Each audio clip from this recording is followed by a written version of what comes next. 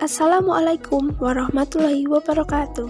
Halo teman-teman semua, salam sejahtera untuk kita semua. Perkenalkan, kami dari kelompok 5, kelas 12 MIPA 7 yang beranggotakan Fadilah Riyadi Putri, absen 10, Isna Rahmadani, absen 12, Lintang Mutiara Putri, absen 14, Risma Nugitasari, absen 29, dan Wika Prilaning Tias, absen 35. Pada video kali ini, kami akan menyampaikan biografi seorang tokoh Perdana Menteri Indonesia pada masa demokrasi liberal, yaitu Muhammad Natsir. Nah, sebenarnya siapa sih Muhammad Natsir itu? Mari simak video berikut ini. Muhammad Natsir lahir di Solok, Sumatera Barat 17 Juli 1908 dan wafat di Jakarta 14 Maret 1993. Memiliki orang tua Muhammad Idris Sultan Saripado dan Hatijah.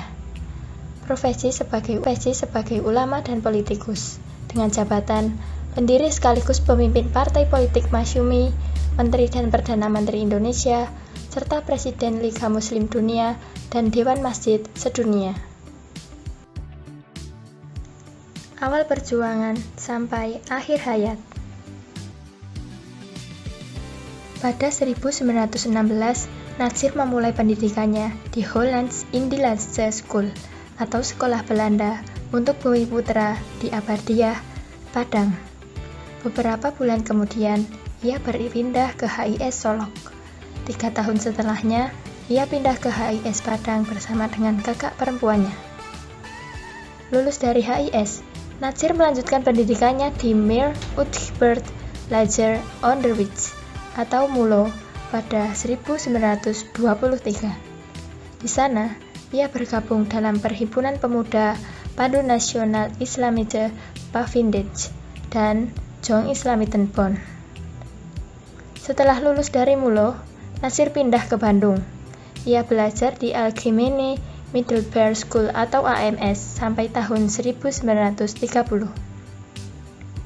Tahun 1928 hingga 1932, Natsir diangkat menjadi Ketua Jong Islamische-Bond Bandung. Sebelum berkiprah di dunia politik, Natsir lebih dulu terjun di dunia jurnalistik. Pada 1929, 2 artikel yang ia tulis dimuat dalam majalah Algemeen Indische Dagblad. Artikel-artikel tersebut berjudul Quran and Evangelie, Al-Quran dan Injil, dan Muhammad as Prophet, Muhammad sebagai Nabi. Natsir bersama dengan tokoh Islam lainnya juga mendirikan surat kabar pembela Islam yang terbit tahun 1929 sampai 1935. Pada 1938, Natsir bergabung dengan Partai Islam Indonesia.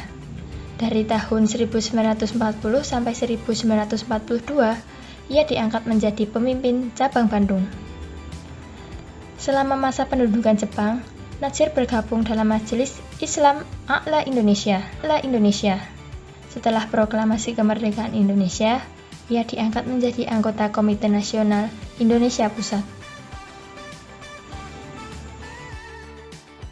Pada 3 April 1950, Natsir mengajukan mosi integral Natsir.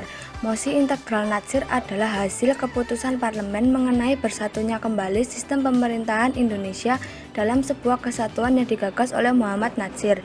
Natsir diangkat menjadi Perdana Menteri oleh Soekarno, namun ia mundur dari jabatannya pada 26 April 1951 karena terjadinya selisih paham antara Natsir dengan Soekarno. Selama era demokrasi terpimpin, Natsir terlibat dalam pertentangan dengan pemerintah yang semakin otoriter. Ia bergabung dalam Pemerintah Revolusioner Republik Indonesia atau PRRI. Natsir ditangkap dan dipenjara di Malang dari tahun 1962 sampai 1964. Ia baru dibebaskan semasa Orde Baru pada 26 Juli 1966. Muhammad Natsir wafat pada 14 Maret 1993 di Jakarta. Semasa perjuangannya, Natsir tidak hanya mendapat penghargaan dari negeri saja, melainkan juga dari luar negeri. Natsir dianugerahi bintang Nican Istiqlal dari Raja Tunisia Lamine Bey atas jasanya membantu perjuangan kemerdekaan rakyat Afrika Utara pada 1957. Pada 10 November 2008, ia dianugerahi gelar Pahlawan Nasional Indonesia. Ia dikenal sebagai menteri yang tak punya baju bagus, jasnya bertambal. Dia dikenang sebagai menteri yang tak punya rumah dan menolak diberi hadiah mobil mewah. Selanjutnya, perjuangan dalam memperjuangkan kemerdekaan. Muhammad Natsir adalah seorang ulama, politikus, dan pejuang kemerdekaan Indonesia. Ia banyak menghabiskan waktu bersama dengan para pemikir Islam seperti Agus Salim. Ia dan Salim saling bertukar pikiran tentang hubungan Islam dan negara demi masa depan pemerintahan Indonesia. Natsir banyak menulis tentang pemikiran Islam. Ia aktif menulis di majalah-majalah Islam setelah karya tulis pertamanya diterbitkan pada tahun 1929. Hingga akhir hayatnya, ia telah menulis sekitar 45 buku dan ratusan karya tulis lain. Ia memandang Islam sebagai bagian tak terpisahkan dari budaya Indonesia. Saya memajukan satu mosi kepada pemerintah yang bunyinya demikian. Dewan Perwakilan Rakyat sementara RIS dalam rapatnya tanggal 3 April 1950 menimbang sangat perlunya penyelesaian yang integral dan pragmatis terhadap akibat-akibat perkembangan politik yang sangat cepat jalannya pada waktu yang akhir-akhir ini. Memperhatikan suara-suara rakyat dari berbagai daerah dan mosi-mosi Dewan Perwakilan Rakyat sebagai saluran dari suara-suara rakyat itu untuk melebur daerah-daerah buatan Belanda dan menggabungkannya ke dalam Republik Indonesia. 3 April 1950. Peran yang paling menonjol dari Muhammad Natsir dalam perjuangan kemerdekaan Indonesia adalah pengajuan mosinya yang disebut dengan Mosi Integral Natsir pada 3 April 1950. Mosi Integral Natsir merupakan jalan keluar dari negara RIS menuju NKRI yang ditempuh dengan mengajak semua pihak agar tidak menyinggung masalah federalisme atau unitarisme demi kepentingan nasional yang jangkauannya lebih jauh. Natsir menyerukan agar tidak memaksa negara-negara bagian membubarkan diri, mengingat kedudukannya yang setara dengan republik berdasarkan konstitusi RIS. Mosi Integral M. Natsir adalah bukti bahwa Muslim Indonesia cinta NKRI. Mosi ini dianggap dapat memulihkan keutuhan bangsa Indonesia dalam Negara Kesatuan Republik Indonesia. Pemerintahan pada masa Muhammad Natsir memimpin.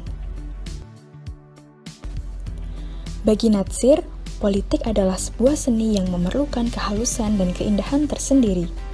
Dalam memperjuangkan sesuatu di tahun 1950, kita harus mencapai sasaran tanpa lawan-lawan merasa terkalahkan.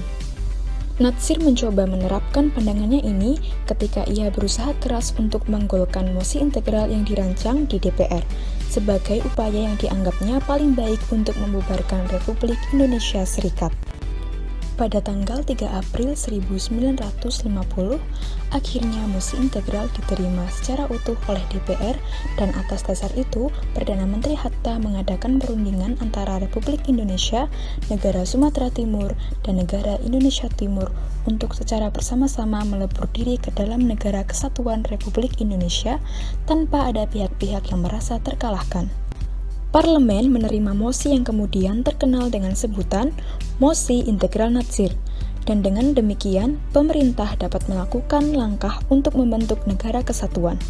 Pada tanggal 17 Agustus 1950, secara resmi Indonesia kembali kepada negara kesatuan berbentuk republik dengan sistem parlementer.